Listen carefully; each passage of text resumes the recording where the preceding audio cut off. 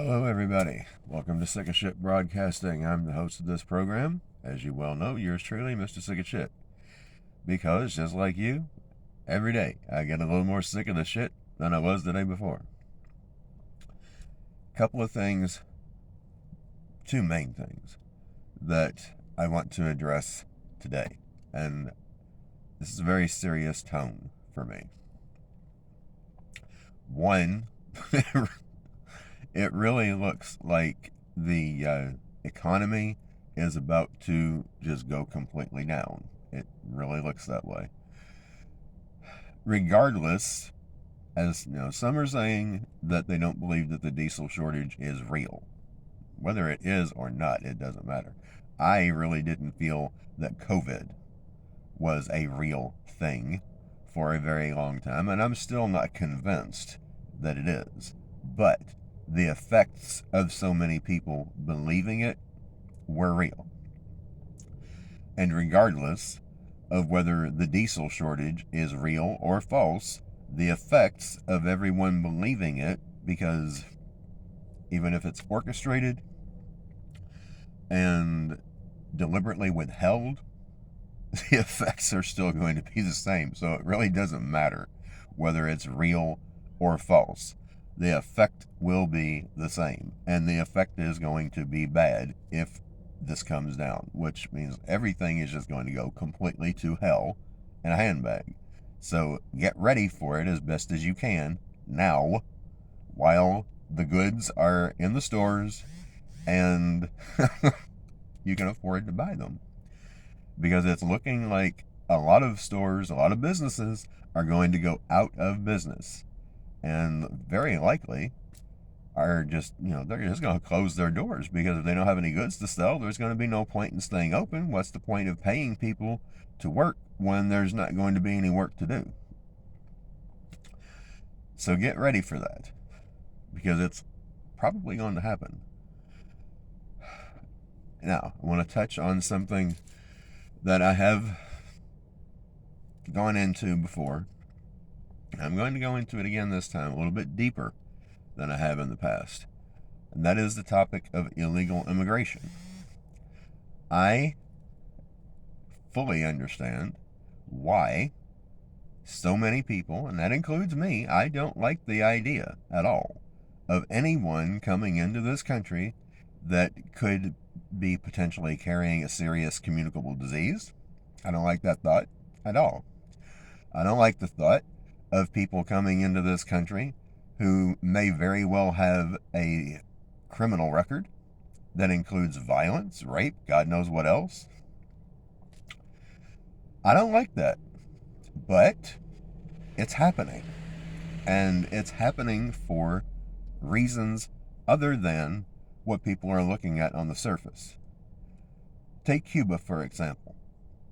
And I've told you guys this, but I'm going to tell you again.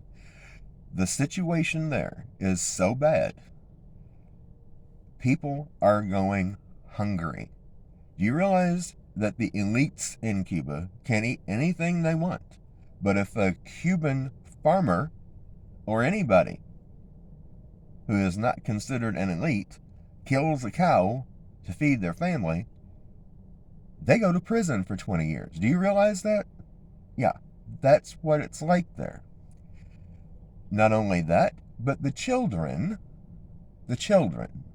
are so hungry so frequently that pedophiles do not have to seek them out. Children seek out the pedophiles, not for money, but because they're offering sexual favors to adults in exchange for food. Okay, that's how bad it is. That's not even to mention the the adults. Poor things have families to feed. They stand in line for 12 hours to get food, and the ones that do get food, most of the time don't even get enough to last a day. If they do get any, a lot of them, by the time these people who are handing the food out get to them, after standing in line for 12 hours, are told it's all ran out, they need to come back tomorrow So they go home empty-handed. You know what? And I've said this before and I'm going to say it again. If I was living in a situation like that, and there was someone in a country in a position of authority not that far away who was saying that I don't have to come to their country legally if I don't want to, I would go. Any way I could get there, I would go. And I would take my family with me if I possibly could. Especially if I had kids, you bet your ass I would. And I wouldn't care. All I would care about would be that my kids had food, shelter, clothing. That's the only thing that I would care about. And I got news for everybody who is being so hateful towards these people, most of whom are not criminals, are good, decent people who don't want to hurt anybody. They just want a better life. All of you people out there being so hateful towards them, well, you need to talk to God, because he wants you to have some compassion. And I'm going to say something else. Carter Conlon, Tim Delena, and the late David Wilkerson all said the same thing about the will of God. And this is what they had to say. And it makes sense. If you think about it, it makes sense. Nothing that happens in this life happens unless it is allowed to happen by God. Because why? He is the one in control, folks. Get it through your head. We're not. He is. And if he allows it to happen, there is a divine purpose for it. So we need to get our priorities in order and accept that this is the will of God. Why? I don't know. I don't know. I can't answer that. But I do feel quite confident that this would not be happening if God were not willing it to happen. And if this is his will, who are we to have a problem with it? Who are we to argue with it? Who are we to tell him that he's wrong for the way he's doing things?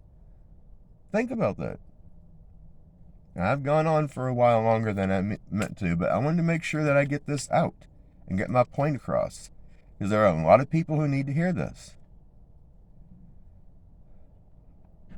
So talk to God about this and stop being hateful. Stop having a heart with no compassion.